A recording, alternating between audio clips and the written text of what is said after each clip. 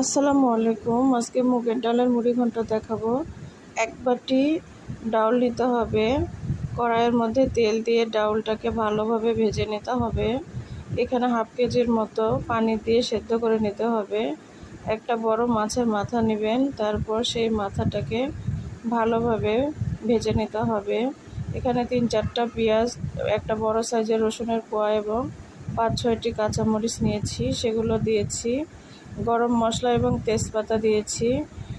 3 table চামচ আমি এখানে আদা রসুন জিরা বাটা দিয়েছি। এখানে আমি ধনিয়া, মরিচের গুঁড়া, হলুদের গুঁড়া, লবণ দিয়েছি 1.5 চামচ করে।